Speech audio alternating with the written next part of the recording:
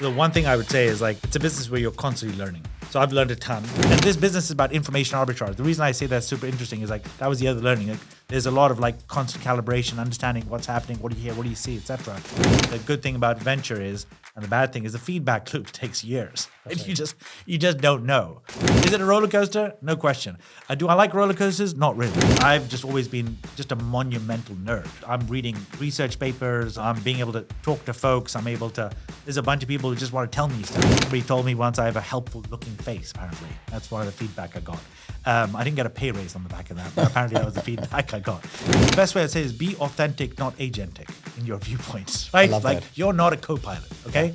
Venture is a long-term business. It requires you to not just be able to think about the business in the long term, but it seems to be a very engaged. We've gone from API to DPI. Exactly. Get into Silicon Valley syndrome. They're like, oh, everybody gets venture and everybody wants to invest. No, actually, there's more to life than working at a VC firm. There's more to life investing in venture. Some people come into this journey in very different ways. They're like, well, we did a bunch of angel investing and I was an LP here. I wasn't that. I just love a bunch of great products. An investor who I've never met with, ever, read it, and said, that guy really gets this particular space. I want to speak to him. Reached out to me cold. I spoke to him, met with one of the companies, brought it to the team. And the team said, let's go with it. And that was the first one. I take the work very seriously. I don't take myself remotely seriously. I was given some very early feedback in my career. And I was told, Yousuf, you're not very smart. And I thought, wow, that's really hurtful, actually. They said, but what you can do. Well, hi there. Welcome back to another episode of the Desi VC podcast. My name is Akash Bhat, and this is a show where I bring you leading investors and founders who are investing and building world-class organizations between the US-India corridor. If you're tuning in for the first time, let me tell you a little bit about myself. I used to be a former investor at Scrum Ventures, having spent a little over 5 years there, and today I'm building my own startup. I've really enjoyed speaking to operators as well as investors and gathered all fantastic information from them about company building and investing that has helped me largely in my career. And the goal of this podcast is to make sure that we're able to bring all of those insights to each and every one of you. Perhaps you're a founder or an investor or have aspirations to be either one of those and want to learn from the best of the best people. And that is what we're trying to do here on the podcast, is bring you all the great insights from people who've been there and done that on either sides of the table. So joining me on the show today to do just that is Yousuf Khan. He's one of the partners at Ridge Ventures, which is an early stage B2B focused fund investing largely in US-based companies building for the globe. Well, over the course of the next 60 minutes, you will see somebody who's had the fortune of being an operator as well as an investor and what it takes from both those perspectives to help and build world-class organizations and support some highly performing CEOs. Yousuf was also able to sit down with us and give us tidbits on best performing board members, what some of the best successful founders are able to bring to the table, and what it takes to be successful in a highly competitive market like here in the United States. This is a fantastic episode for anybody who's trying to understand how to build successful organizations no matter what stage you're in, early stage, mid stage, or growth stage. He's seen it all. So join me on this ride as we uncover all the insights that Yousuf has gathered over the course of his career, both as an investor and an operator. Yousuf, welcome to the podcast. Thank you so much for being here. I've been looking forward to having this conversation for a little over a month and a half now. So thanks for making time and thanks for having me. Appreciate it. Of course, truly glad to sit here and hopefully walk down memory lane, learn everything that you have learned over the course of your career. Yes. And in the lead up to this episode, I was listening to one of the walk interviews that you did. Oh, yes. Casey Renner. With Casey. Yeah. And in that you had mentioned that you were in your infancy as a VC. You still call yourself as a glorified intern. Yes. Yeah. Learning about venture as such. It's been a few years since then. It's been 4.5 years that you've been in venture capital right now. Yep. How do you summarize your time so far in venture? I'm now just a glorified intern, a super glorified intern. Yeah. No, this is an apprentice business. The one thing I would say is it's a business where you're constantly learning. So I've learned a ton. I get to work with some great people, both founders as well as investors, great partners and a great team. No shortage of learnings. To kind of give you some clarity, I joined the firm about 4.5 years ago, July of 2020. I've been in the ecosystem, as somebody who's helped a ton of founders, either as an advisor, either as just genuine friend or a supporter, for example, or I've championed it as an early customer. So I've got to know a number of investors over several years. I got to know a lot of founders, and all of that kind of triangulated in an effort in 2020 where I made the decision to basically make the shift. Ton of learnings. This business is hard. Number one. Number two, honestly speaking, I think a lot of people say, well, I want to go into venture. And I always say to them, if you genuinely love this business, you can really, I would say, endure in it. And I think that's kind of really critical. That's one of the biggest learnings. It's not for unless you want to talk to founders day in, day out, unless you want to constantly be able to grow and context switch and understand kind of the nuances of being in the investment business, understanding the technology industry, and being able to involved in kind of, really pushing yourself. I think this is a phenomenal. I consider the best job I've had, and I consider myself very lucky to be able to have that. And then the other thing is it's a lot of fun. I think people keep telling me, they're like, well, how is it? What are you drinking? And I said, well, today's sparkling water, and yesterday was Diet Coke. So nothing creative. I think if you are passionate about something, I think success follows in the longer term. And so that's kind of how I approach it. I love talking to founders. I love talking about the company stories. And so that's been it's been a lot of fun. So yeah, just some of the learnings, I would say. Yeah, I often ask a lot of VCs on the podcast this question as to why they got into venture. Yeah. And one of the things that has been a recurring theme has been that people say, I've kind of tried to understand my why. Yeah. And it's really important for investors to know the why before they get into venture, because it's not meant for everybody. Yeah. And you need a special kind of a persona that you either learn over the years of just, being part of the tech industry, or there is a specific reason as to why you're heading into, venture as maybe towards the second half of your career. Yeah. What was the why for you? What kind of got you into venture? For me, it's always been about the creation, the story, right? I think my first tech job was in 2019. That makes me very young, but sorry. Way back when, 1999. Okay, and I wrote about this when I first joined Ridge, is that my first job was moving boxes for an internet startup. And I was just fascinated because I walked into this company. It was in my second year of summer during college. And I just, I was like, what do you guys do here? And they're like, well, it was a company called QXL. It was the competitor to eBay before eBay landed in Europe. Okay, and the company literally, they said, oh, we were two people about a year ago, and now we're several hundred. And I was like, how does that actually happen? I've never heard of that before.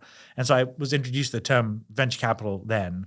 I got to learn and read, and at the time, the publication of choice for the industry was Red Herring magazine. So I literally was it was thick as a phone book half the time. I was talking to Tim Draper, who was one of the big VCs at that time, about this. It was that was kind of the journal for the industry. So I used to read that cover to cover, and I was just fascinated by hearing about the stories about ideas becoming a reality and then becoming entire companies, which was then creating careers. And so that's kind of where it started. It's been relatively consistent. So over the course of the last several years, I've been kind of known for, if you're a founder and you wanted some advice and guidance and feedback, I was an early customer of several companies. I was, for example, the first customer of Moveworks. I was an early customer of companies like Slack and Datadog and Zoom, of course, and others. And I couldn't take on those projects all the time. I couldn't so word kind of got round. Go speak to that weird guy at Pure Storage, and he'll become an early customer. And only few companies I can become an early customer of every single year. And my team would, go nuts. They're like, enough, right? Enough with the startup experiments. And so I'd meet with founders on the weekend, and what would be, and I do that because I think, I'd be able to provide feedback or guidance, even though I can't become a customer. And some appreciated that a lot. And then, I'd bump into that founder several years later, and they'd be like, oh yeah, by the way, really appreciated your advice. And by the way, and I said, what are you up to? Oh yeah, we're like a 400-person company now. I was like, wow, that's amazing. They're 400 new jobs created and, a company of sizable value. And I had some small part to play in that, 0.001%. But being able to see industries and companies being grown, and honestly seeing people grow, and that's just very fulfilling from my standpoint. So that's kind of really been a kind of a general kind of viewpoint. Then over the course of the last years, I've really understood the mechanics and kind of the nexus of kind of the investment world and technology and kind of business strategy. And that's really been super intellectually so growing. And that's always been fascinating to me to say, okay, how do you build something in the learn? How can you be part of something that gets built over time? And, how do you compete and how do you win, right? And how do you deal with, hardship and all the other stuff? So I think testing the skills is something that you want to be able to do. And so that's been kind of the general thinking. Whether it leads to success, the good thing about venture is, and the bad thing is the feedback loop takes years. Right? You just don't know. But for me, it's much more knowing that kind of as long as you're moving forward in the right direction, and that direction is not always, that line is always not drawn straight, it'll be okay. And so that's kind of the genesis of it. When we talk about feedback loops Yes. being such a long period, especially in venture, Yeah.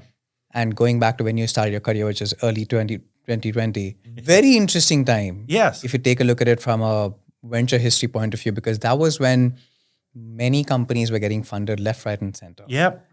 And a lot of course correction only ended up happening perhaps 2022-ish. So there was a period of 2 years when a lot of companies that were inherently not like venture backable businesses were being backed because of the nature of where the world was at that point of time due to COVID. Yep.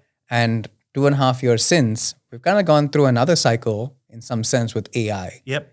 So in such a short period of time, you've seen 2 cycles, one probably a very interesting period because of a global pandemic, and another one because of a technological shift that's come about in the industry. Yeah. How do you just compare the two in 4.5 years? Yeah. And then draw conclusions and inferences that kind of helps you become a better investor? Yeah. So the good news is being old allows me to be able to say that I've experienced number of cycles. So 99 was first sort of dot-com bust, and then 2008 was global financial crisis, kind of go through that. And then, 2020 to now coming up to 2025, I've seen, 2020 kind of level of crazy. I've seen a global pandemic. I've seen the market kind of go really kind of to insane levels in 21 and then go to insanely low levels in 2022, right? And then kind of slightly be rescued and kind of revitalized with the emergence of AI in late 2022 over the course of 2023. And hopefully, turbulence in 2024. So I think the one thing I'd say is you just have to build rigor in this business, right? I say this very early, I said it's not for the faint-hearted, number one. I mean, look, in the bigger scheme of things, it's another day in the venture business. That's the way I basically tend to phrase it. So I don't really shy away from it. Number one, maybe it's just kind of my background. I grew up all over the world. I've gone through hardship and, adversity at multiple times in my life. And so I don't tend to get shaken by it too much. Some things are literally existential, like, the Silicon Valley bank crisis. Like that was like, I remember like thinking, wait a second, is this it? Does this all come to an end now? Right? And this business is about information arbitrage. The reason I say that's super interesting is like, that was the other learning. Like there's a lot of like constant calibration, understanding what's happening, what do you hear, what do you see, et cetera. And in that case, for example, it all came down to a lady called Janet Yellen, and that was it. And you're like literally waiting for her to decide what does she want to do, right. that this industry should basically, what path it takes. Couldn't be more grateful, right? And so all of this, it just requires you to absorb data points, absorb situations, and to be able to make the best decision that you can for your investors, make the best decision that for your founders, and of course for your firm, right? And so I think that's nature of part of the investment business. I really think requires you to be able to ingest an exponential level of data, to be able to process it, and then to be able to make decisions. I've had to do that as an operator for many years. And so that skill set helped me because I went through a bunch of crises when I was an operator. And so when I basically came into venture, I think I was be like, yeah, I can deal with this, right? And that kind of allowed it. Is it a roller coaster? No question. Do I like roller coasters? Not really. But it's the nature of the business. It's the nature of the business. And so you kind of get used to it and you kind of understand it.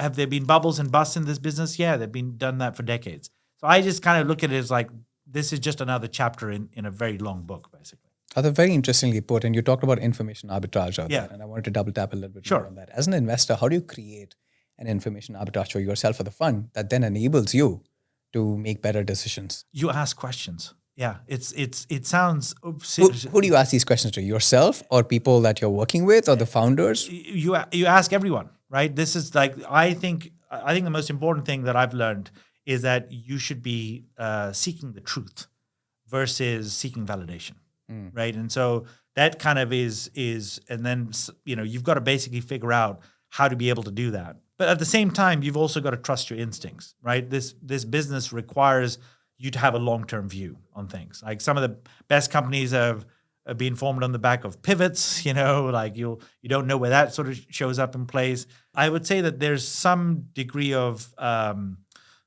conventional thinking you can start to form. At this stage of investing, seed and Series A, which is what we typically invest in, it really comes down to thinking a lot about the team, a lot about the founders. Can they build a business? Can they sell? Can they raise money?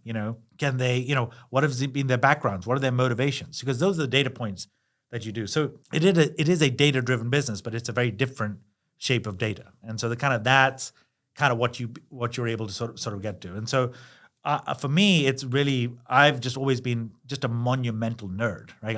I'm reading research papers. I'm being able to talk to folks. There's a bunch of people who just want to tell me stuff. I don't know. Somebody told me once I have a helpful looking face, apparently. That's one of the feedback I got. I didn't get a pay raise on the back of that, but apparently that was the feedback I got. And so being able to just be able to constantly calibrate and to be able to decipher that, I think that's a skill that people need to develop over time, especially in this business. And so that's kind of important for you to be able to do that. Yeah. And maybe the best way to develop that skill set is quite early in your career. I think it's a requirement for this business. I don't think it's something I don't think it's linear. I actually think you need to look at multiple angles. I think, one of the things that we pride ourselves on, at Ridge is the fact that we have a very complementary team. We have, diversity of type background and thinking and experiences. And that really allows us to be able to really kind of challenge and push each other when we look at deals and to be able to look at companies and look at markets. The second thing is I think you have to go multiple layers deep. And so I think it requires, I think my viewpoint is just the nature of the industry, just how the industry has evolved, the sectors, new entire verticals being created requires you to start to pick a few areas and kind of go deep in a couple of those areas. And I'm not saying you have to be a subject matter expert or or have domain expertise, but you do need to have some degree of opinions being built based on data that you've been able to collect over time and do that over multiple sources. So that I think is important, and that's definitely helped me. That's something I need to be able to do. Yeah, you need to be very opinionated. If you are going to be investing at the back of somebody else's thesis, or just as such what's happening in the industry, you're probably going to be playing second fiddle to everybody's investments at that point of time. You're not going to get the best deals because you don't really have the conviction to build a thesis internally. Yeah. That then allows you to build a good portfolio. Well, I think founders relate to you much better, right? Yeah. I mean, I actually think that there's been a little bit of a reset in the industry from that standpoint. I do think that, hundreds of founders that I meet every single year, I tend to basically see that they are talking to me for a very specific reason outside of the fact that I can write a check, et cetera. But I think being able to relate to founders is actually very, very important. Not just about their experience and how you've been a star investor here or all that sort of stuff and how you think about company journeys, but how you think about the domain, how you think about the space. And so I've tended to found that actually helps me relate to founders, but it also helps me from being able to diligence in a much better level rather than just taking information at face value. And actually, I would actually go a couple of layers deeper. I say, well, actually, how does that work? No, actually, how would that approach work compared to this one? And then some founders are like they're like, how we don't have these sort of conversations. And part of that comes from my operator background because I've actually, bought software, built it, in some cases destroyed it, integrated it, rolled it out to et cetera. So that combining that and being able to ask the questions and actually thinking about a space at multiple layers helps a tremendous amount. Like that I know for me anyway, that helps for sure. How do you end up communicating that to founders? Because it's, when you talk about trying to be on the same page with the founders when it comes to a thesis, and then also perhaps in brainstorming those early conversations with them, talking about where the industry is headed at large, to kind of like get a sense of where the founders' heads are at and how long are they thinking about this game. The best way I'd say is be authentic, not agentic in your viewpoints, right? I love that. You're not a co-pilot, okay? Yeah. Your objective is to be able to come in with a prepared mind, number one. And number two, be able to articulate that opinion, based on the information you have, right? Demonstrating that is, in my viewpoint, what a founder would say, well, okay, that they've actually done the homework and they've sort of come in from degree of preparation. The third layer, which I think I have, is the experience piece. Like, so sometimes I will meet a company and they'll be building in a particular space, and I'll be like, okay, well, I looked at these 4 companies as a potential customer. I spoke to a bunch of my CXO friends who also looked at these other companies. This is what I hear. Tell me where I'm wrong here, or how do we basically see this? And that immediately creates a bit of a connection point, because all of that is real. And so I think part of that just requires you to be able to, and in some cases, look, I know a number of different areas really well, and there's a bunch of areas I absolutely do not know, right? And I'm just very upfront about that. I'm just very, it's like, okay, well, look, I've got a high level, and I've got an opinion, but it's lightly held. And so, this is kind of where it's forming towards. Let's talk it from that standpoint.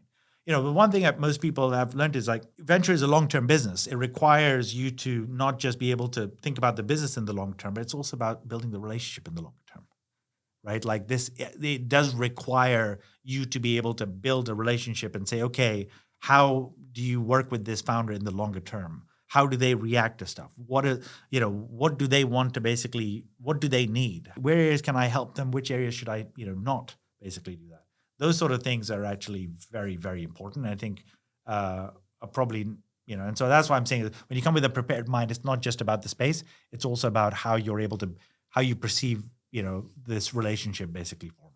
So how do you see that evolving with the founders that you end up perhaps investing in or advising over the course of the period of their journey as founders? Let's say you invest in an early stage company, pre-seed, seed stage, but now this company is Series C, Series D, or even beyond. Sure. That feedback, that brainstorming, that collaboration that you're having in the early days evolves over time.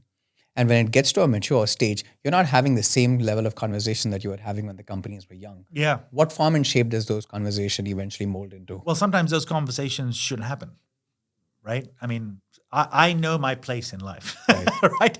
Self-awareness is a skill that I've had to develop over time. And to be honest with you, I realize where I can help, and I know where I know I can't help. I've found that there are a lot of people who will want to have an opinion on everything. I have learned not to do that. And so therefore I tend to basically move into a motion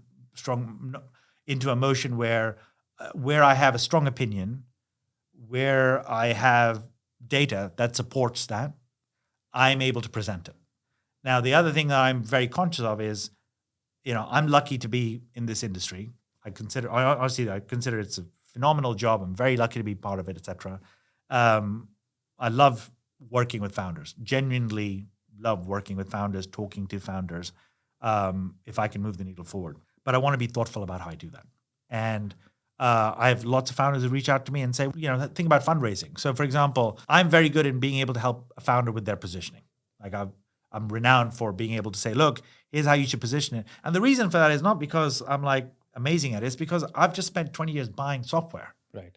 So I can just tell you, look, this is how it's going to land with folks, because I've gone through this cycle, right? And so from that standpoint, there's a bunch of other areas where I'm not good at. And I'm going to be like, look, there's probably another board member who's very good with that. And so that evolves over time, right? I was given some very early feedback in my career.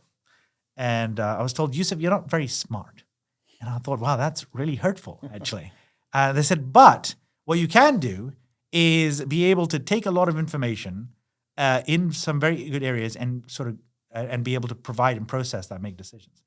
And I told my mother when she said this to me, I said, thank you for that. That's very hurtful, but I totally get it.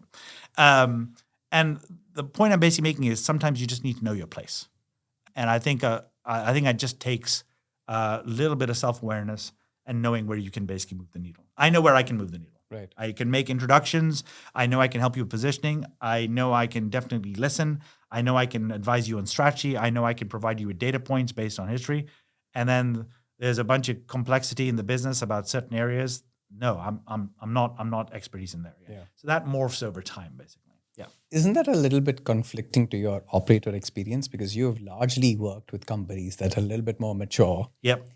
and in that growth phase, but you're investing primarily in that early stage phase. So technically, you have experience to grow with these founders and probably even give advice as they're growing into their growth stage. Appreciate that. I think what I'm saying is I've been involved with companies at the very earliest of stages, and they've kind of got to stages. The problems are very, very different. One of the people I learned from was a guy called Scott Dietzen, who's the founding CEO of Pure Storage. Right?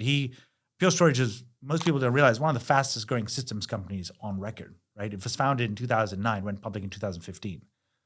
Name me the last few companies that went public in 7 years after being formed in public markets.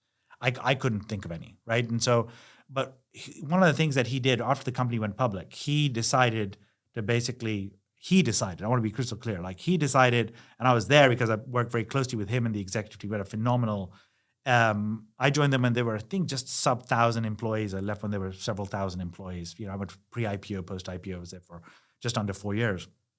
And he decided to make the shift of saying, I'm going to hand the reins over to another CEO.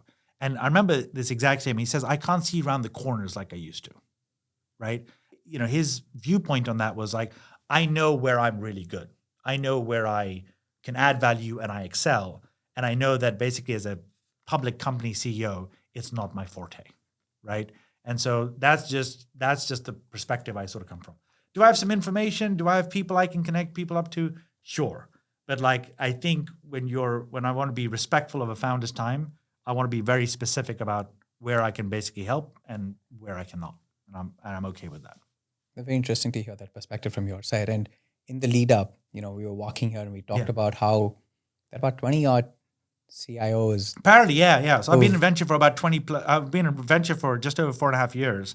I was an advisor to Ridge, part of the CIO Council, et cetera. But I became full-time. Why aren't there more people in it? Given that you guys obviously have an insight into how people buy products. So for the listener's sake, I've checked, and so this is a call out. If you are a former CIO and CISO, you moved to venture, please connect with me because I've been looking. So at the last count, I found 21 people. Okay, of those 21 folks, there are about 6 people, including myself, who became general partners. Now, do I think there are more? I really hope so. But here's what happens. When I made the shift into venture, a lot of my CIO friends, a lot of my CTOs, they all called me up, congratulations, we'd love to invest with you, tell me when you, like all of the very congratulatory stuff. And I think the second kind of layer of conversation was like, well, how did you make the shift? And I'd also like to make the shift. So I was like, wow, I've got a little bit of followership. Doesn't really happen very often. And, as I said earlier, you've got to really love this business. So some people have made the shift, for example, as a venture partner, right? It's a very different role configuration, involved in investment committee and very both different economics and different kind of role in a venture firm. And so some, there's a lot of people that it's not for the faint-hearted. Like, I'd sell some CIOs like, do you want to meet with 400 founders every single year? They're like, no. I was like, well, that's what I do. They're like, what? Aren't they meeting with the same number of companies who are pitching to them for them to buy a product? No, they're not. So this is the myth, right? So I thought when I moved to Silicon Valley from the UK 10 years ago, I thought, wow, Silicon Valley, everyone's all about startups, right? It turns out that a lot of my CIO community are very risk averse. And so I thought, hey, I'm just rolling out this company called Zoom. I'm sure everybody else is doing it. Everyone thought, this guy's nuts, basically.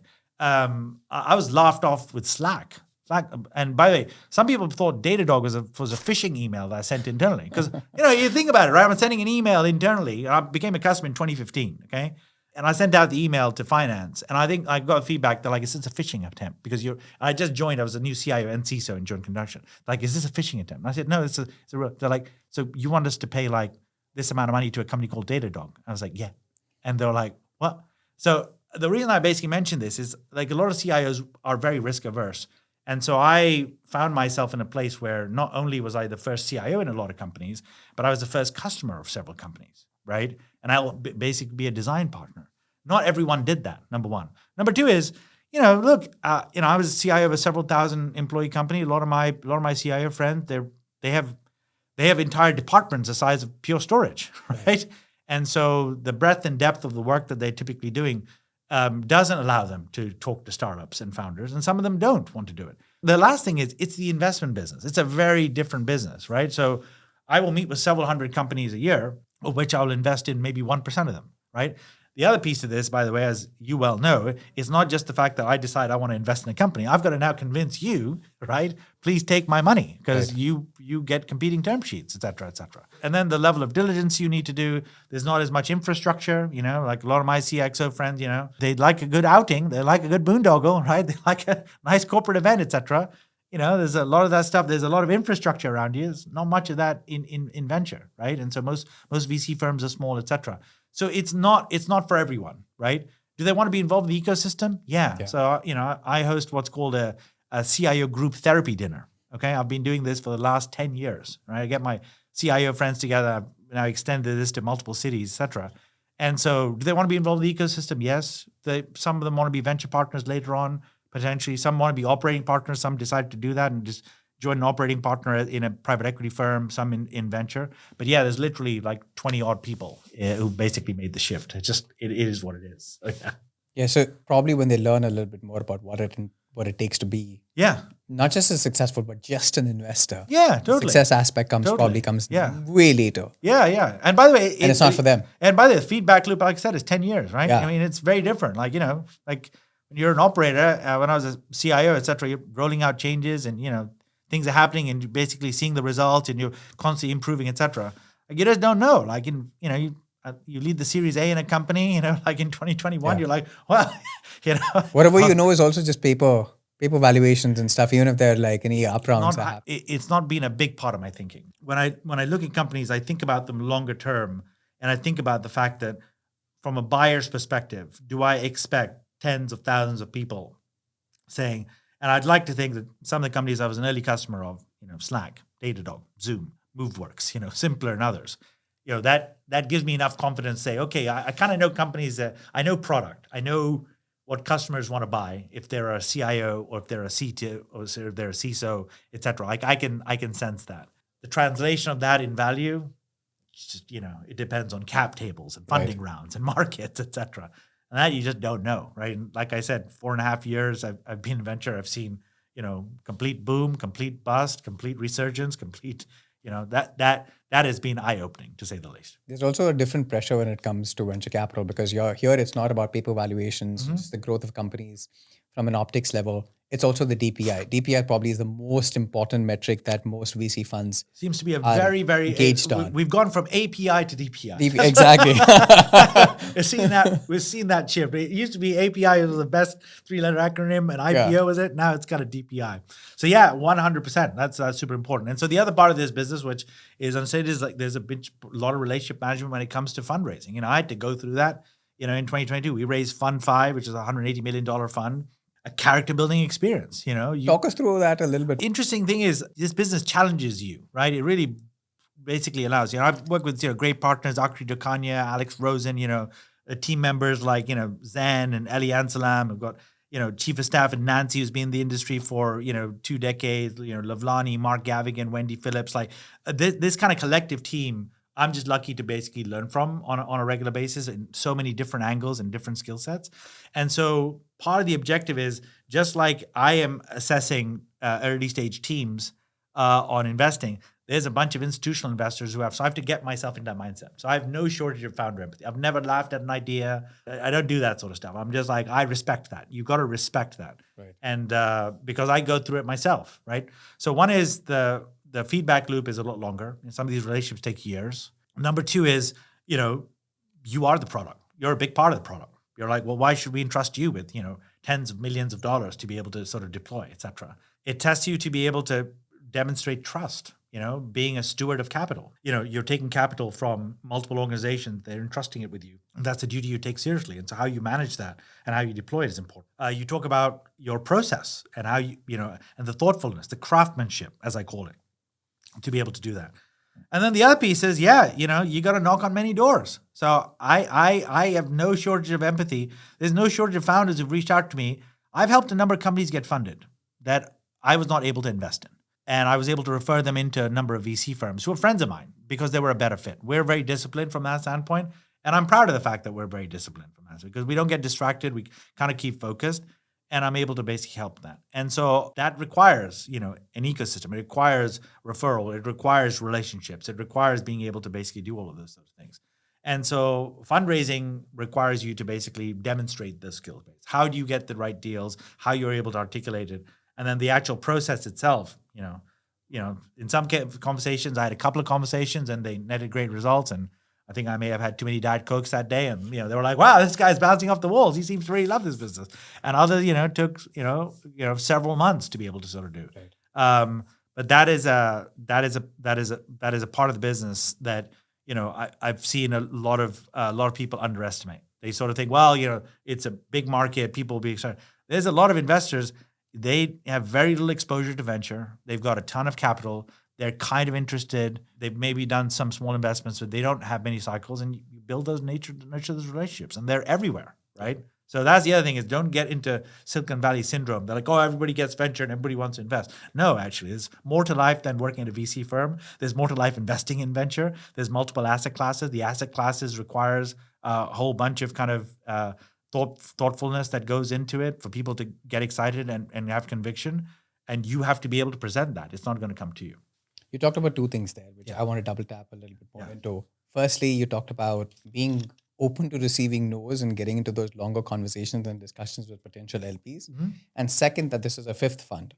So let me start with the fifth fund perspective. Yeah.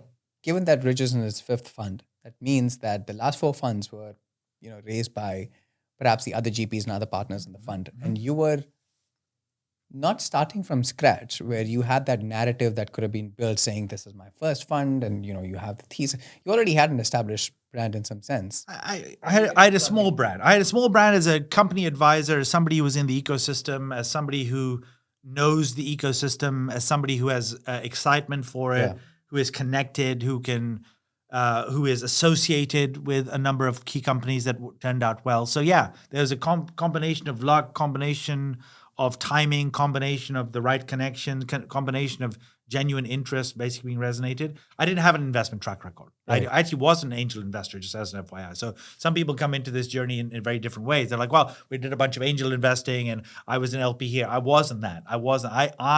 It sounds weird. I just love a bunch of great products and I love talking to founders. That just culminated over many, many, many years. One founder would tell another founder. So literally, even to this day, Saturday and Sunday mornings, people know this. Like if somebody needs advice, guidance, feedback, like I respond to every LinkedIn request. I respond to every email. Like that's just what I do, right? Is it for everyone? No, it's not for everyone. But I just enjoy this business as a result of it, right? So I didn't have that track record. I had to build that track record over the course of the last several years. And then the other piece is be able to stand by that and demonstrate it. So for example, this year, I was lucky that a number of companies that, I'm on the board of basically saw a number of fundraisers happen, right? So Lightyear announced their Series B, Archera announced their Series B. I've got another couple of companies which I can't announce just yet, which I literally just signed today. I'm very happy about, et cetera. And so that demonstrates that you have had gains in, value, real gains in value, being able to demonstrate that you can get into the right deals, demonstrate an investment track record, demonstrate that you've been on the board of a bunch of companies to be able to steer and steward those companies, represent the best interests of the firm. There's a different skill set that you have to basically learn. It's not just about like picking companies. It's like, hey, can this person manage money? Can this person represent?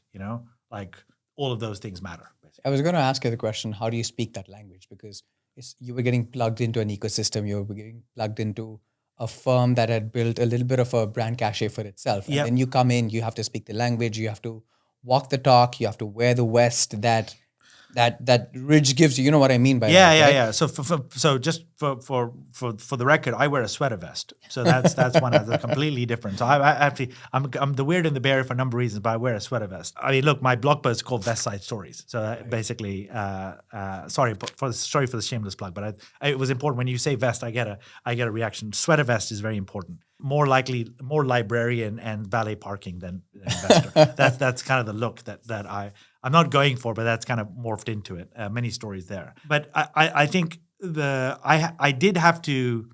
There's a lot of learning that I had to do once I was on this side. I had to really understand how to structure transactions. That was not something that I knew in the past. I knew about fundraising. I'd experience and understanding of financial markets. I was nerdy enough to be able to understand that.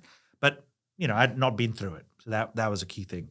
I knew how competitive this industry was because I'd helped a number of VC firms in the past. And so I had a front row seat in terms of seeing how companies compete, VC firms compete to invest in companies. A number of VC firms, I will say I was the glorified intern, and a number of VC firms who say, hey, we need to connect you up with this founder. And I said, why? Oh, find out why, et cetera. I give thoughts, et cetera. So all of those things I took on board. And honestly speaking, I think it comes down to the fact that I'm very passionate about this business. I think it's really interesting to basically be, having a front row seat to see entire ideas become products, become companies, become institutions for all intents and purposes, right? I mean, to be honest with you, life is short enough. And so seeing inspiration is great.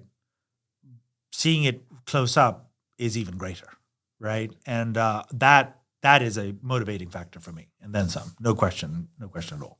When you talk about passion, when you talk about how you're in this business because you truly love working with founders, what I'm also hearing is that you're obsessed about this. And you need that level of obsession about something if you want to be really good at it.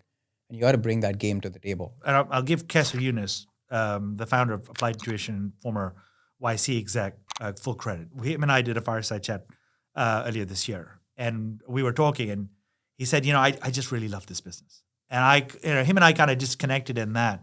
And he said, I love being able to look at deals and companies, talk to founders, understand what's happening in your system, see where it's going, see where it's moving, see where it's shaking, etc. I think obsession, sure, why not? Let's call it that. But I think being very nerdy about it and being a bit of a wonk, yeah, sure, very much about that. And I think that's actually required in this particular asset class. I do believe that. In other asset classes, alternatives otherwise, I think it's a different skill set, right? I think that there's varies of engineering that kind of goes into it. Financial engineering on one side, and then the other one is just pure engineering, right? It's like business building kind of thing. And by the way, every venture firm is different in how they operate. There's some who take board seats, some who absolutely have nothing to do with board seats, right? Some who only want to show up at board meetings and not do anything else, and some want to be more involved, right? And so I think a healthy balance of that, and part of that comes through if you are generally interested, and you feel that you can basically do that. I practice that craft every single day. In my office, I have a visual reminder of all the companies that I'm lucky to have invested in. That's literally they're on my wall, right?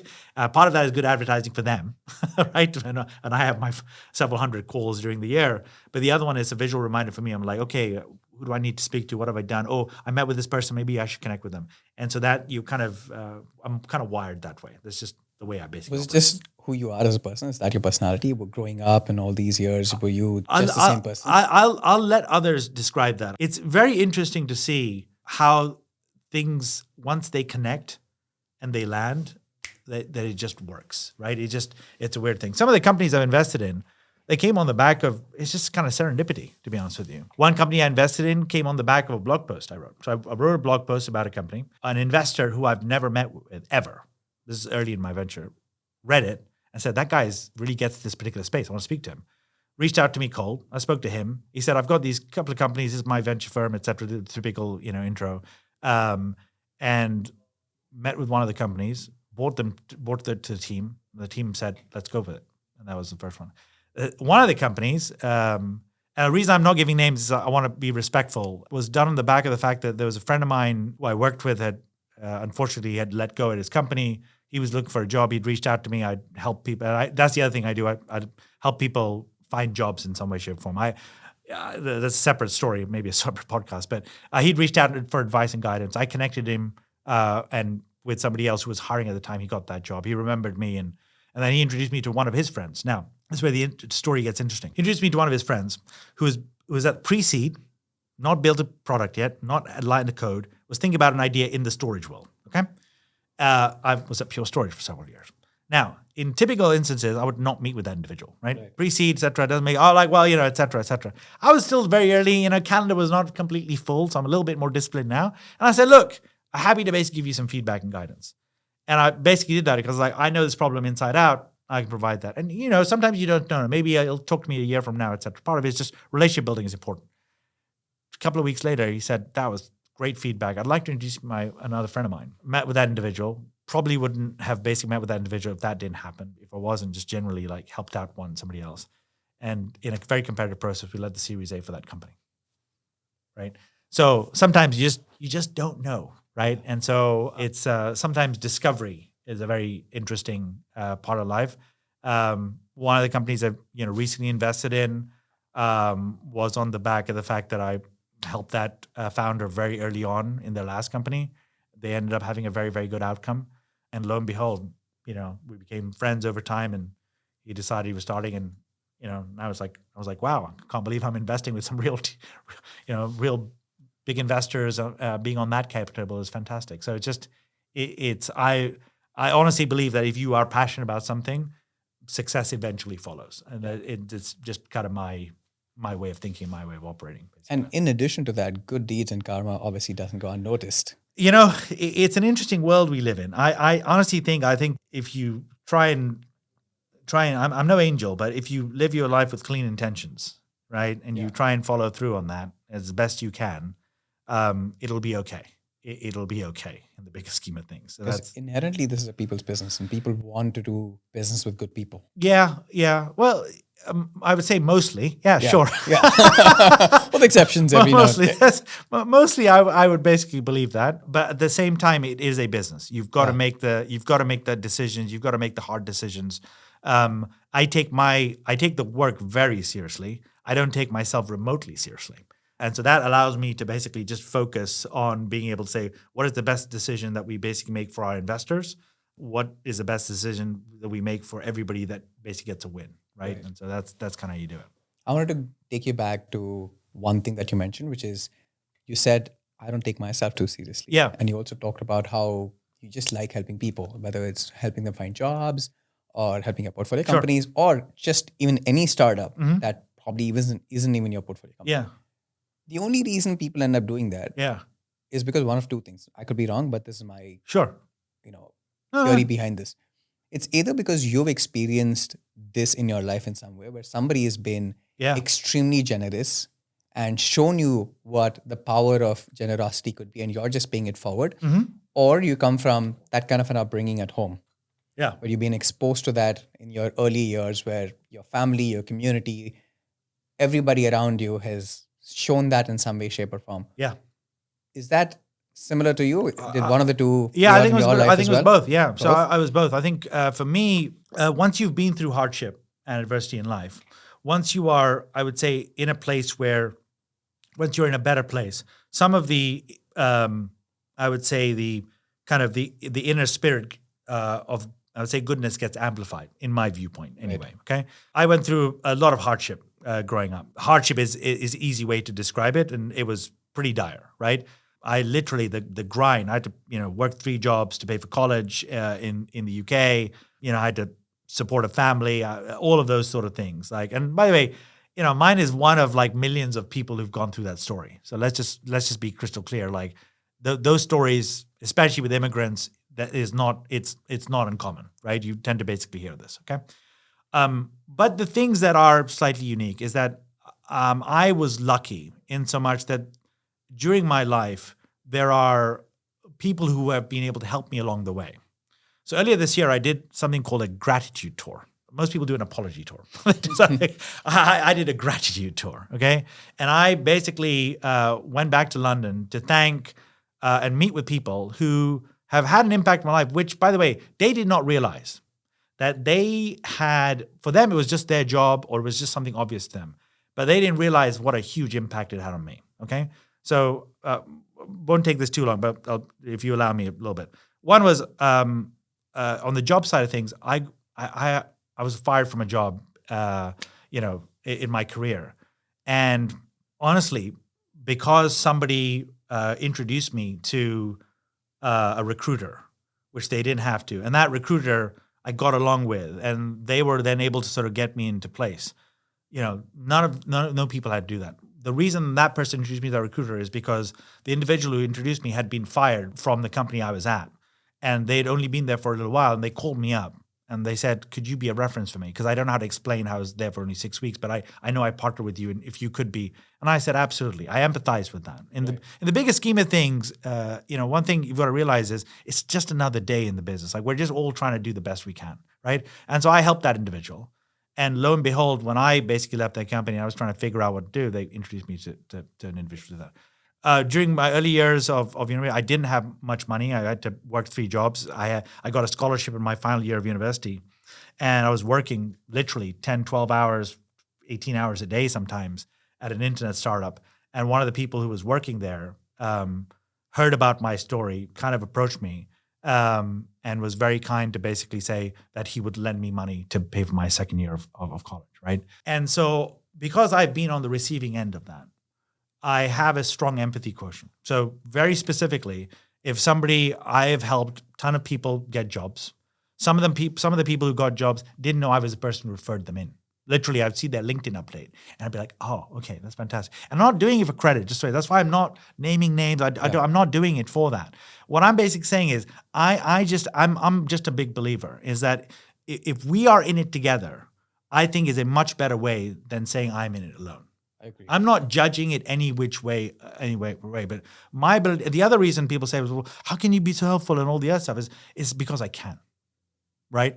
If I'm able to help somebody and it's easy for me to do so, I'm going to be able to do that. Yeah. I don't know what it is. So for example, and by the way, part of it is it's like an operator way of thinking. So for example, there's a bunch of people who've reached out to me because this is a difficult job market. Okay. And I've tried to help a bunch of people get jobs. And some of that requires basically just being a good reference. Like just being able to say, by the way, don't ask me about whether I can be a reference. Just make sure you give me my details. Just stuff like that. In some cases, I've helped people think about going through a dry run of their interview. In some cases, I've referred people in, right? And so do I think that moves the needle? Yes. Is there other ways, like, if you're going to try and be like, no, but sometimes it's just about listening. Yeah. Like just like life is difficult enough. So if I can just like every day, if you just move the needle forward for folks, I think that makes a difference. That's my theory of it. I agree. Right. And so that's just how I look at life. And I've been the recipient of that. Right. And so it's not about paying it forward. It's about being able to say that it would mean so much more to that individual when it probably would not impact you in any way. Right? Yeah. And so I learned that. I literally learned that. I mean, I met a friend of mine earlier this year who I've known I was growing up 30 years, and I told him, by the way, I don't know whether you remember this, but I was super insecure and super shy as a kid. And you gave me this chance on a sports team when we were like 10 years old. Yeah. And that actually changed my whole ability to be able to play that sport. And, he was, of course, very dry, but, it brought us close together. But it's important to be able, sometimes, by the way, I will say, and I'm sorry for going on, but I think it's important to just say thank you. I think it's important to recognize that person has basically played a part.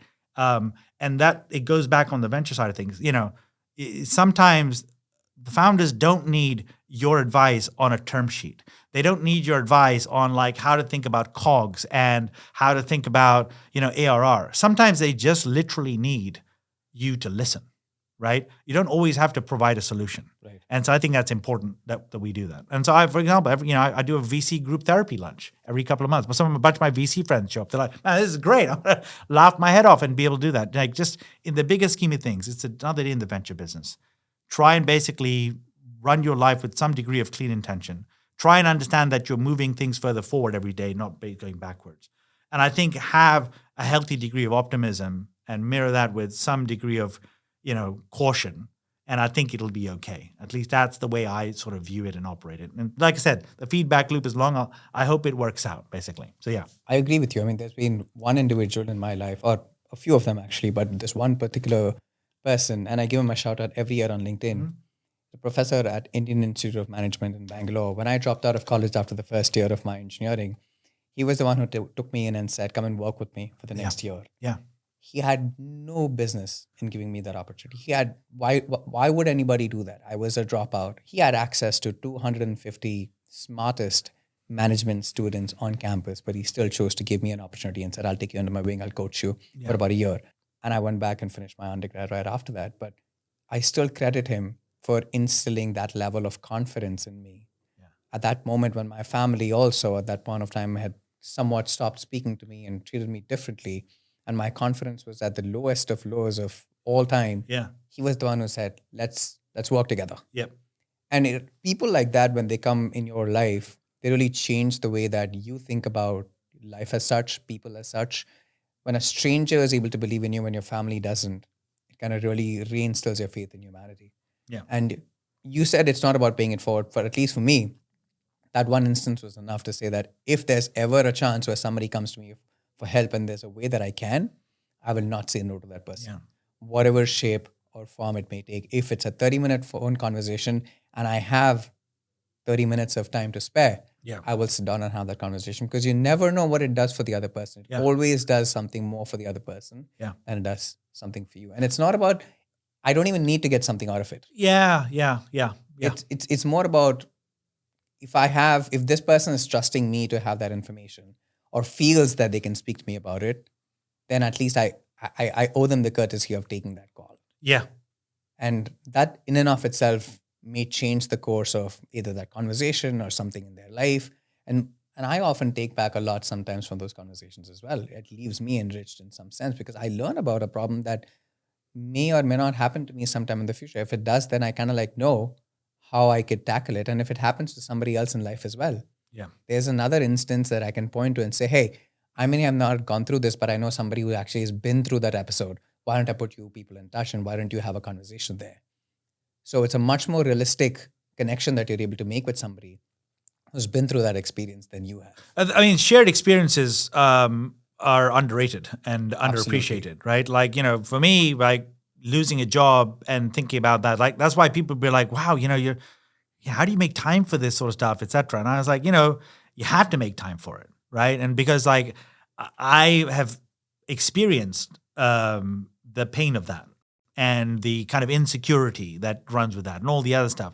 And sometimes, if you can just be able to say, what can I do? Just talk to me here, right? Take a breath, et cetera. Like it makes a bit of a difference. And so like I look for those opportunities where I can, so yeah. It may not be an apples to apples comparison, but this is also why the people in the military get along so well, and they always have that camaraderie. Because they've been through that. Together, in some sense. I believe I'm definitely not. I don't have the wherewithal for being in the military, but I will say, yes, having a shared experience, and it doesn't always mean that you have to be agree on everything, but you do have to empathy and appreciation for what somebody else is going through, and actually recognizing it. You have to actually acknowledge it. I think that's one of the most important pieces, because for you, it's like, well, hey, just find another job and do all the other stuff. Well, it's not that easy. You haven't gone through it, et cetera, et cetera. Like they actually are saying they need help. And so that's one of the things I sort of focus on, basically. Yeah, I agree with you on that. That shared experiences are truly what brings people together. And defines human experiences. And that also then translates back to the topic of venture capital and startups. Well, to bring it back, by the way, what you have to realize is I look at that from a product standpoint, right? And exactly. that I like I said, it's articulated in a very different way. Of course, it's not as emotionally, as draining or you have to have empathy, et cetera. But it has being able to be able to say, I know exactly what that means. And some founders they're like, do you want to be an SDR here? Like, do you want to be a VP of sales? Like literally, because I get so excited about a product. I've had some of that feedback. They're like, can we take you on sales calls? And part of that is the fact that I really get excited about what they're building because I've experienced the problem area. And so therefore get super excited about the investment. Like the product is just one part of the decision making, of course, that I've discovered. But I get very excited about that. So that's how do you manage the flip side when things don't go well, even in spite of all the early excitement and things don't go according to plan? Oh, that's easy. You just you tell yourself it's another day in the venture business. Literally, I say this. I know it sounds funny. I'm sort of being flippant, but the line of progress is not drawn straight. Right. Okay. And so as a result of that, what you need to know is that that is a course, that is just the way it works, okay? And I've had enough experience in operating to have seen peaks and troughs. I saw that way before I came into venture, right? I mean, and by the way, it wasn't like something I read on like a TechCrunch headline or strictly VC. I was living it, right? I was like living this, right? I was like living this experience in these companies. And of course, I was lucky to be part of these companies, but none of that was easy. Zero, right? Even companies that I was advising very closely, when I started to be founders, I was like, well, on the exterior, like, oh yeah, crushing it, doing very well. That's why it's not the cynical part of me. That's actually why I'm very, very focused on saying, here are the couple of areas that I think I'm going to give you a menu here, right? Take your pick of where you basically need help. And I kind of let them make that decision. I never impose it. That's kind of that's not my style, and that's not the style of Rich. We're very specific about, this is where we can help. Yeah. This is where we can move the needle. We can help you go to market. We will basically put customer introductions in the term sheet. We'll differentiate ourselves. We'll have a shared goal with you, et cetera.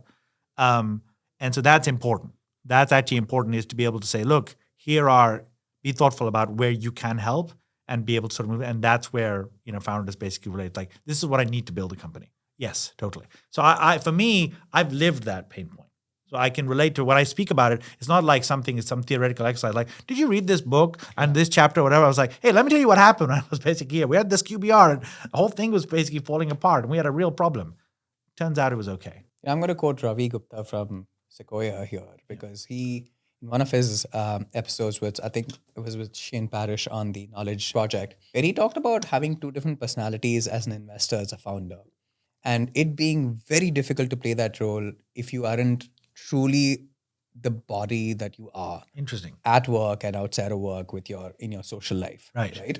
So what I mean by that is, who you are as a person today is also who you are when I meet you externally. This is not your investor persona. This is not the podcast version. Yeah, I don't have a podcast version. Yeah, totally. So how does one not take things personally when things don't go according to plan? Because if you're putting on, let's say, a face, then sure, you can leave it behind. You can go back home and you can be Yousuf, the homely person or the social person, and get away with it because you can leave that personality behind at work.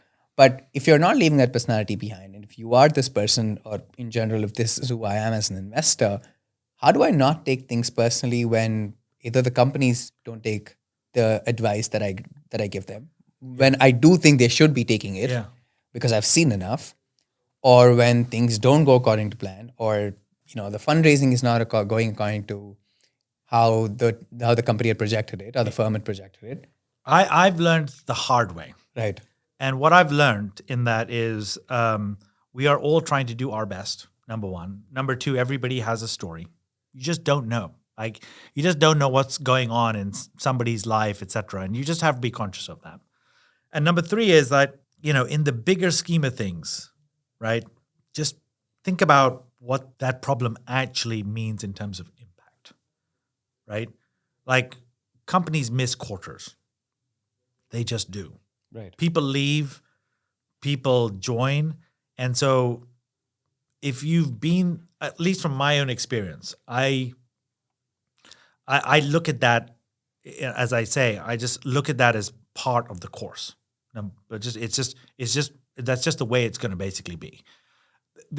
How do I not take it personally on the advice piece? That took some time, by the way, just FYI. I will say, I was like, well, I provided this advice and, I did it in this way, et cetera. And they basically didn't listen. I go back and sort of think, well, I'm not the founder, number one. And so therefore, I don't just show up at board meetings. I'm trying to keep a close contact point with most of the founders that I've invested in, irrespective of the check size, number one. And the second piece is I'm very specific in those areas. So the way I don't take it personally is to basically make sure I only provide when I'm really when I know it's really being asked for. So some of the best moments is when a founder will seek me out and say, I need to ask your opinion on this. And I always qualified. I said, here are my opinions. So I kind of manage my own expectations. I said, look, here are the things that I would basically give you, and here's where I would basically take it. When you get the feedback that it was super helpful, hallelujah. I'm going to go home, crack open a bottle of Dr. Pepper's Finest, 1885 vintage, and have a wonderful time. Basically, that's golden for me. And the reason for that is simple: is like, hey, in venture you don't get feedback loops often, and so here you do, basically, right? Yeah. And I think that's pretty good. So I don't take it personally. I've accepted that I'm not the founder of a company. I, by the way, totally understand why founders do what they do and why solo GPs do what they do. Because they're like, you know what? I'm in control, right? Like, you're a founder. Like, somewhere down the line, you're like, I don't want to be pushed around, or I don't want to be bossed around by some boss, etc. If I'm going to be successful, it's because I basically had the drive for it, and I was able to build a team and a company and raise money for it. And if I'm not, I wasn't able to do it. live and die by that. And that's it, basically. And so you kind of put yourself in the shoes. You're like, yeah, man, that's pretty. It's a lonely job being a founder. So I have high empathy quotient. I try and basically make time. I don't have the wherewithal for it. Like, I just, I'm open and honest about to say, like, it's not for me, right? So you have to respect that. Right. Yeah. I want to talk a little bit more about, since you brought up boards. Yeah. You have been on a number of boards. You're on a number of boards. Sure. You will be on a number of boards going forward in the future as well. Yeah, hope so. So let's use this segment to talk about some of the best practices and some of the best learnings that you've had with the best performing founders in your portfolio, and maybe the not so best performing founders in your portfolio as well. Yep. We'll probably break this down into 3 segments. Okay. We'll try and see from a board perspective, from a company running perspective, and just best practices perspective. Firstly, what have some of your best founders done in terms of running a board meeting? Okay. So one is good preparation. By that I mean very specifically send the board deck in advance. That's one aspect. Number 2 is recognize that they're not asking, a board is not asking for to be constantly impressed. They just want to be able to get the ground truth, right? Number 3, being able to, it sounds basic, but like, run the thing on time. Like, seriously, just like basic stuff, like meeting management. It sounds so obvious, but like some of the car crashes that you'll basically see are like, wow, like, seriously, we couldn't just like get this thing working? Like, does it have to be this difficult? Like, we're just, it's like, 7 people around a table for a couple of hours. Like, can we just like get to the heart of it? Basically, it's kind of important to do that. Or basically just, like, make it a longer meeting. Like, just finish it from that standpoint. Number 4, be very clear about what the asks are. And I don't think people do that. Things left unsaid and all that other stuff doesn't basically help. Number 5, and I think allow other people to come and present, right? You shouldn't always be a Socratic method and one person lecturing, etc. So I think being able to do that, that's actually good for those individuals. You have, again, what most people don't realize is the people that you bring in your team to come and present to the board, that's a huge thing for them. That's a huge thing for them. For you as a founder, it may be like, oh yeah, there's 3 of us moving in a conference room 4 times a year, etc. That person outside, they're like, wow, I'm going to be presenting at a board. Like, it's a big thing in their career. It's a step up. Right? It's a step up. You're being recognized, right? And so being able to do that is a good motivating factor to be able to do it. And then the other piece is like, focus the discussion in a couple of core areas. Where I think boards are super helpful is like, here are the couple of key things that we really need to focus on to be able to sort of think about. It may be acquisition offers that are sort of coming into place. It may be real areas where you've got problems in the executive team. It's really about revitalizing strategy and thinking longer term, et cetera. Those things are important. So that's what good boards, in my viewpoint, look like. You also talked about having a very good pitch deck right up front, or board deck, not yes. pitch deck. What are important components? The important components is being able, think of it this way. Just like I put myself in the shoes of a founder and other people, put yourself in the shoes of a board member if you're a founder, okay? And say to yourself, they're going to be listening to this for 2 hours. Is this a good use of their time? Right. Right? Like, just something very, very basic. And so there's going to be a bunch of stuff that you don't need there, right? Should a slide deck be 20 slides versus 70 slides? I don't know. Maybe you basically spend 3 seconds a slide, and maybe it's a visual and there's animation, and you want to basically present it because it's really difficult. I don't know, right? Yeah. But what I would say is take the time to be able to think about what's there. The second thing is, please, message to all founders. There's no thing secret, seriously. Like, avoid surprises for boards when they're not in a board meeting. Like that. Let them know everything beforehand. Just, you nip it in the bud. Like, you should have the skill and the ability to be able to articulate very clearly, this has happened. Like, don't let that thing happen off board because it actually will hurt you later on down the line, right? So I think that's the other thing I would basically do. And then the third thing is I would have either a slide or a session which basically kind of do a little bit of self-evaluation. Like I think sometimes the best CEOs are like, here's where, I can execute, here's where I'm struggling, et cetera. Like just a little bit of that. Like people say, well, I don't want to basically do that, like, et cetera. Like why should I have to do it? Sometimes you need some thought process around it. Look, there's very few executives around the world. Frank Slootman is one of those, right? I mean, it's widely quoted that he basically, he said this even to one of the best investors at Sequoia. He was like, you know what my opinion of boards are? You hire the CEO or fire the CEO. You come to board meetings, you listen. So if I want your opinion, I'll ask for it, right? And so I've seen him. He was on the board of Pure Storage, and so I remember like, ooh, wow, okay, I'm going to make sure this is a good use of his time when I was asked to basically present or other members, etc. So that sort of stuff is kind of important. I think that would be my guidance. How long does it take for some of the founders to crack a good board, how to run a good board meeting? I would do a couple of things. One is if you're a founder, you should really be able to reference, first of all, before you choose your investor, reference them. I'm very open about that. I said, you should go speak to the founders I've invested in. I don't even want to introduce you. Just like go reach out to them directly and they'll tell you. So part of that process allows you to say, what is this person like in a board? What is it like to have them as a board member? Number two is be able to say, okay, when you calibrate that data, you can then start to figure out to be like, okay, what are each of them looking for that I want to be able to provide? And then the other piece is, I think it takes a couple of cycles. I think the best boards are the ones that are able to have, a nice view of being able to channel feedback. I think feedback management is a skill. And so being able to provide that feedback, it sounds obvious, but you have that as an operator. I've managed hundreds of people in my life. I've been able to provide hire, fire, et cetera. There's a lot of investors who've not, right? And so, I've seen some very interesting scenarios in board meetings. I'm like, wow, I think that probably would have been done better on the sidebar where you didn't basically, completely, destroy the founder's ego, basically, right?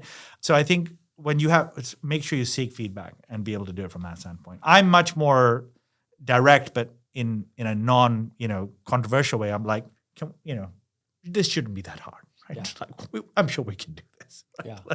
Let's I will host it, or we should do it over Zoom, or let's just pay or here's what I think you should do. Here's what was missing, basically.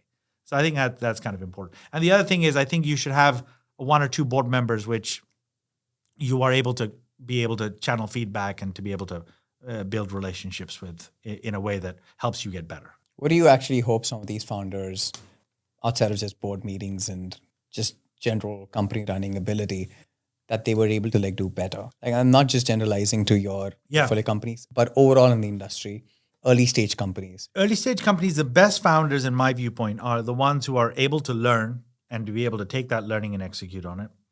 Number two, that they are able to literally rigorously manage their team. And by that, I basically mean be able to figure out what's working, what isn't working, and fix it.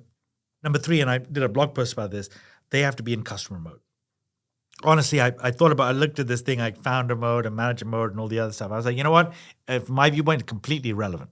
In 2025, you just have to be in customer mode, right? So I think when you put the customer and you put at the actual very heart of your strategy, everything around that starts to basically make sense. You basically have that as a North Star, right? Just customer love, customer delight, not even success. Success is like basic, right? We're just talking about like people want to just, champion your product, defend it, and be able to make sure that they represent it, right? That's the true thing. So I think some of the best founders who are able to basically do that, in my viewpoint, are the ones who can basically move forward, right?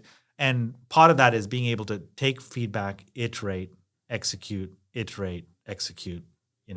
and come back, basically. So those are the things I sort of tend to basically see.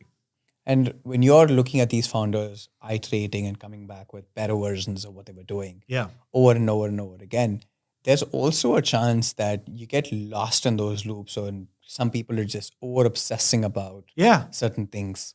So what is your advice to founders like those, where you kind of tell them, don't get lost in the weeds too much, and maybe prioritization there is really important as opposed to just... I don't think it's prioritization. I think understand that the software industry, this multi-billion-dollar industry, right, of technology, forget about just software, hardware, robotics, etc., it's imperfect by its very nature. It's fundamentally imperfect. This is why you have innovation. This is why you have venture capital, startups, and ecosystems, or otherwise, basically, right? If we understand the whole nature of the industry is freaking imperfect, so why would you basically perfect is the end of good, right? Exactly. And so what I would say is put your best foot forward and then figure out what your next foot forward looks like. Now, that is not to say that I subscribe to the fake it till you make it thing. I can't stand that. It drives me absolutely nuts, basically, because I honestly believe in authenticity. I just believe that basically if you are creating value in a great customer experience, be very, very rigorously focused around that experience and execute towards it. I think that basically is absolutely huge. Maintain X, for example, is a company run by Chris Tilliker, is rigorously focused, executes super well. Lightyear, Dennis Tenction, rigorously focused, execute really well. Aran Khanna, Archera, Kathy Zhu, Streamline, just like these are people who've kind of just learned, right? And they've said, okay, we're going to build a great core product offering, which will provide customers huge satisfaction and then take them to the next level. Brilliant. Recall, one of the fastest growing companies, like my partner Akriti led that investment. That team, Amanda and David, they were like, hey, actually our first product didn't work. We're going to basically iterate. And they've executed into one of the fastest growing companies in the portfolio. It's ridiculous, right? And so I do believe that. I don't believe in this like, okay, we want this entire strategy. It's like, show me a vision that you have conviction towards, because that's something where you can head towards. I don't think like some of the best companies, they relied on data, right? Like one of the best operators in this industry, honestly, I think he's going to be a CEO of a public company soon enough. G2 Patel, I've rated him so highly, Chief Product Officer of Cisco. He said this thing, I remember, he's like, you think like Travis and Garrett at Uber were like, oh, let's look at the data on how many taxi cabs there were that we should basically do this. Do you think Mark Zuckerberg was like, I wonder how many social media, there was like, we're going to build something that we have high conviction in, great user experience, like stickiness and all the other things that sort of go into place. And you think about Zoom, right? Look at Eric Yuan, like deeply crowded industry, well-funded in competitors, not the highest priority, built a phenomenal product, right? Just like customers loved that. And so I do believe that, and it wasn't perfect. There was no Zoom chat then, right? It was barely Zoom conference rooms at one stage, basically. But, that's how you basically it morphed, and now it's built into our platform. So I think that journey is long, and I think people sometimes forget that. I love that advice, because I think what you're also saying there is you're not just shipping products and iterating quickly. Yeah. You also don't have the answers sometimes because your customers don't have the answers. It's a new industry, Their world is man. moving, your world is moving with them. So it's better to like walk alongside each other rather than try to like go in front of somebody and say, hey, look, I'm going to give you something. They're probably not even ready to use your product. I say this often. There's like the market itself needs to be educated. Yes. Right? When like with Moveworks, for example, you think the use case of AI and IT support was the most exciting thing for CIOs? No, it wasn't. Yeah. But guess what? They basically saw that Moveworks chatbot basically resolve a number of IT support tickets. And I remember going into a meeting when I joined the company. I was so excited by the company when I left a Pure Storage, and I joined Moveworks as VP of Customer Success. I remember like speaking to CIOs when we were still in stealth in some cases.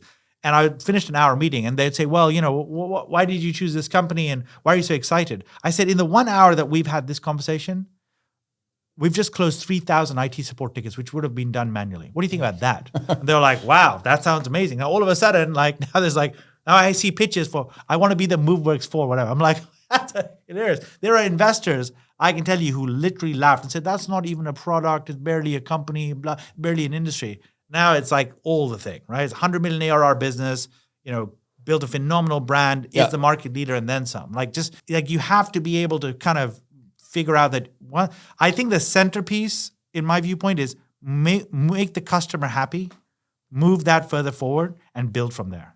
That would be absolutely key.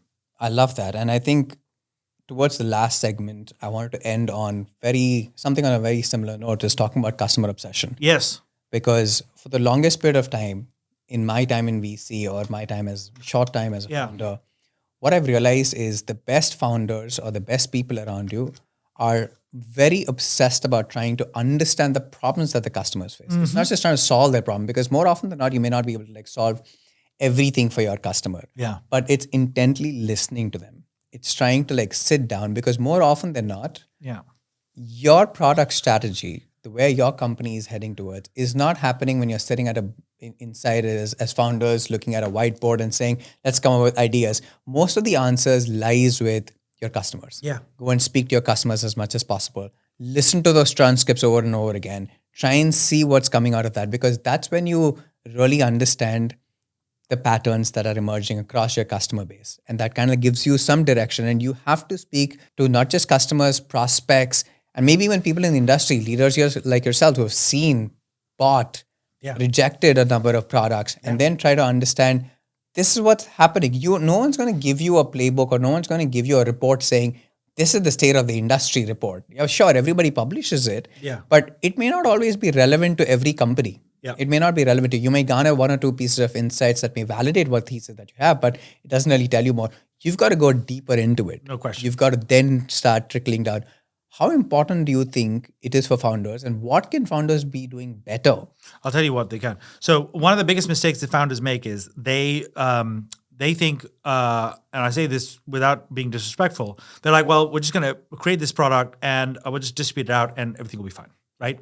And sure, why not? If your customer never wants to talk to you, and you want to sign up on a credit card, sure, that's fine. But that only lasts so long, right? Number one. I think there's very rare companies that do that. I probably figure Atlassian probably fit in that boat. They just built a following and it was swipe your credit card and basically away you go, right? In some way, shape, or form. And there are a bunch of others. That's the product-led growth approach. I think it's PLG and from my standpoint. My viewpoint is maybe controversial to others. I don't think it's about customer obsession. I think you have to be embedded in the customer experience, okay? I'm a believer in I'm a student of observation, right? When I basically meet a CIO, whether I was representing my company at Pure Storage or at Moveworks or anything else, I'm trying to understand what do they care about. I'm talking about what is their daily life. Like people ask me this all the time, and it's weird. They're like, well, so great founder, has experience in this product area because he built it for some big company like Amazon or whatever, and has a couple of pilot customers, therefore must be successful. Like, why not? Like $1 million ARR. I mean, yes, $1 million ARR represents the fact that you've basically been able to create revenue, and no one's denying that has been a very, very well done. That's phenomenal. But that's not a long-term company, okay? What a long-term company reads is basically saying, I know what my customer struggle is. For example, there's a lot of great products which if there was a downturn, a customer would easily basically chop off their budget. Right. No question, because it's not a priority. And the fact that you weren't able to basically link with that priority and understand how you do that is a failure on you. So my viewpoint is about basically having a conversation multiple layers deep. Some of the best founders are able, and I go back, when you're in customer mode, everything you do is basically focused on that. You basically say to yourself, for example, people say, I get stuck in B2B companies, right? They say, I get stuck in procurement. I get stuck in security. The InfoSec review is a killer and all this other stuff, basically. And then I say to them, have you met the InfoSec person? They're like, no. I'm like, why is that? They're like, well, we didn't, we were pitching to the CMO or whatever. Yeah. I was like, so let me get this straight. You were going to eventually come to that security review. Do you think it would be worthwhile if you actually sent them a note beforehand? Like, so I've developed these playbooks where, for example, when I ever did a first meeting with anybody about Moveworks, I basically pretty much insisted, said, why don't you bring the security person in place? And when they didn't, I had a follow-up email drafted for them to send my security document to the security person, even when even when after the first meeting, right? So part of that is not about a sales tactic. It's about basically understanding how the customer basically operates, right? When you understand how a customer operates, when you for example, going and selling a high value solution to an oil company when oil prices are at the rocket low. Yeah. They've just evaporated market value and reduced. Like, why would you basically do that? Like, that's not what you would do, right? Yeah. You'd basically say, how do we basically make this work? Like, what? Like that's the thing, right? If you knew your industry, why would you basically go to a place and say, hey, by the way, why don't you buy this really expensive solution? They're like, well, actually, 50% of my revenue is down the freaking drain because the oil prices basically are record low, right? It doesn't basically make sense. Yeah. And so I just think that basically it's not just about understanding the customer, it's understanding the context of the customer in the industry that they're with. I think my viewpoint is that basically when you are able to relate to a customer at multiple layers about the industry, about their competition, about how they're operating, about what you hear, and it's not as simple as, by the way, hey, I looked at your earnings and congratulations and all the other stuff. It's like, okay, like how many people have you spoken to this company? How many former employees have you spoken? Like that's, in my viewpoint, when you think about enterprise, I think that's how you basically win. I think it's when you know the customer and then some, you just understand where they are going versus where they're at. And I think that makes a world of a difference. It's not just the ICP, but it's also the key influencers Yes. who help make that decision that you need to understand. Really Here's well. one advice. Like if you are an enterprise software founder and you want to think about how successful you'll be in that company in the longer term, think about how many people, how many touch points you've had with that company, how many people you have met, right? And be able to say that, hey, by the way, I've met people in IT, in security, in finance, in procurement. I've met people in legal. I've done this. I've done customer appreciation. Like, I think that there's something to be said about the fact that the more people that know you, because decisions are no longer made in unilateral ways. Yeah. They're just made by consensus in most cases. The CIO in some cases, or CXO, is getting opinion from his team or her team, and they're trying to figure out whether this makes sense. There are other people involved. Typically an enterprise solution is being rolled out to a bunch of people. And, there's always like some group who like completely, like I had this with Slack. I had this with Zoom. I had this with Moveworks. People are like, why are we doing this, right, et cetera. And you have to run this campaign to be able to do it. And so like it makes sense that if you have more knowledge of how they operate, who operates, who's the decision maker influence, I think you'll be successful and you'll be able to basically navigate that. And that requires how people say, how do I do that? It's like that's the founder hustle. The true founders are able to basically figure that piece out. They're like, they don't wait around. They're like, I'm just going to go and basically get this in place. Boom. Yeah. Oh, we're towards the last leg of the. I'm sorry, by the way, I know I've been very verbose, so I apologize. I'm totally fine how you cut this. So please, thank you for that. No, this has been great because for me, the way that I structure most of these episodes, the more that comes out of the guest, the better it is, because I think all of the listeners, mostly founders. Well, I think the other thing is if people have perspective. difficulty sleeping, I'm your golden ticket. That's it, basically. I'll take care of it. But thank you, I appreciate that. That's brilliant. I mean, even for me, I'm going to learn a whole lot. So very selfishly, this is great content personally for me, if not for anybody else. Happy to help. So 2 questions before we can wrap this episode up. The first one has to do more so in terms of how you think about the coming year. Mm-hmm. What are you most excited about 2025, and where does Rich kind of like fit into it, and how is the whole fund looking at the year that's to follow? So we are super excited about enterprise software at Seed and Series A. I'm not saying that to be joking. I think if you are disciplined and focused in this industry, I think everything will be okay. We do not get distracted. That's kind of where we focus the effort. So we continue to be excited about enterprise software with a very basic thesis. We think the world is being transformed by software, but we think businesses are being transformed by software more than ever before. I think AI has accelerated that even further. If people are skeptical about the use of software in some way, they were definitely using AI as a way to say, well, I think there's some huge opportunity here. And for example, second, we spend a bunch of times in a number of different areas. I've been spending the last year plus in the legal tech space. I think AI has the opportunity to really transform that industry. I was at the Legal Tech Fund conference recently. I've met with I've tracked hundreds of companies. I've met with dozens of companies and founders.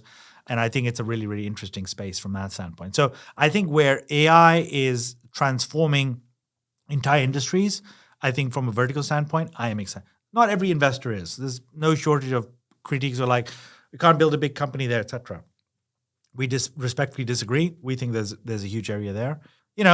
We also are very proud of being able to really work collectively as a team. I think that's one of the things that we take great pride in, right? Is like just working in a much more collaborative approach. Some people have, look at us as a little bit of said, you guys have really got, team has got real enterprise DNA. We just think in those terms and how we basically run a process, et cetera. I'm optimistic about the time ahead. I think the industry has gone through a couple of core cycles. I think there's, AI is only 2 years in. ChatGPT has been around just over 2 years. So I think there's going to be a bunch of consolidation. That's one piece which is going to be interesting. I do think that the markets are starting to open up. I'm starting to see that with both pipeline reviews and companies in terms of deals being done, speaking to some of my CXO friends. So I remain very optimistic from that standpoint. That's kind of what I'm sort of excited about, basically. Yeah, totally. And I'm also excited about finding sweater vest for 2025. Like, that'd be great. Like, which brand is it going to be? I think the mystery that everybody is basically waiting with a bated breath. I'm just kidding. On that note, I just happened to see today on LinkedIn, there was a company that pushed out the world's healthiest hoodie. Yes. So yes, we're at odds, basically. You wouldn't be too far from the... No, I'm going to short that stock, big time. Yeah. You are not in my good books. The hoodie will no longer be, basically. All joking aside, no, it's I think there's a lot to be excited about. Yeah. I think when you have a tectonic shift, especially like AI, it starts to settle in and things start to happen, and I think the market corrects and iterates. So I'm excited by it. Fantastic. And the last question, if we were to give you the opportunity to look back at your own career, go all the way back to the first job that you had, what piece of advice would you give a younger Yousuf about the journey that's ahead? It's a very, very good question. I'd answer it two ways. One is get better dress sense, because really it's not working. It's really not working, kid. It's unique though. It's distinct. I don't want to do that. I think the other one would basically be, I think it's fine to give it a shot. I think sometimes I probably was too cautious. Maybe, part of the hardship that I had to basically experience or otherwise, but I sometimes believe that you kind of have to give it a fair shot. And so I think earlier in one's career, being able to trying to think about stuff and be a little bit more broad would probably be the advice I would basically give. And the third thing is actually no, I'd be very specific. Work on your presentation skills. I learned that much later on in my life. I mean, I'm like talking to you, but growing up as a very, very shy kid. Very, very. I find that hard to believe. A lot of people get surprised by that, but actually there was literally a very particular moment in my life when I changed schools in a particular year where I literally said to myself, enough. I've got to. I'll give it a shot. I'll give it a shot. So I did that a little bit. I wouldn't be too harsh on myself, but I would basically say, just get presentations. Those skills are important. That's wonderful. That's a great note to end the episode on. Totally. And I think that's a piece of advice that we all can take into our lives. I think these skills are important, man. It is very important. Yeah. You can always get better at presentation. Totally. I think always get better at public speaking. I'll say this to founders, like it's very important. Like the first meeting, like people just make this mistake. When you're pitching, when you're fundraising, it is more art than it is science, right? Like you have to be a compelling storyteller. The objective of that first meeting is to get a second meeting.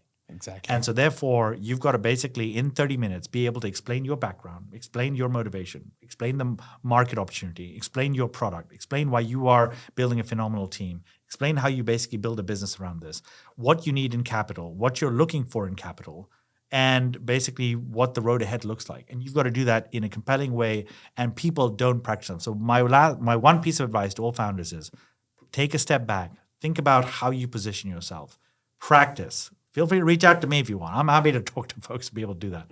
But positioning yourself, remember, like in the name of an investor, you're meeting hundreds of companies. How do you become more memorable? How do they walk away and say, I remember that pitch inside? Whether they invest or not, but like be memorable. I think that would be good advice I would give. Fantastic. Thank you so much for being on the show. Thank you for having me. I fully appreciate your patience in some of my answers, but you asked some very deep questions, and I wanted to make sure I was thoughtful. So if I was verbose, I apologize, but I hope it was useful for you. This was fantastic. Thank you. I really appreciate it. Thank you so much for being here, and looking forward to everything that Ridge and you accomplish over the years to come, and hopefully we'll get a chance to work together in some way, shape, or form. The journey is long, and the line is not drawn straight, but in the end of the day, I focus on the trend lines, not on the headlines. And I think with that, I will bid you farewell. But thank you. I love it. I appreciate it.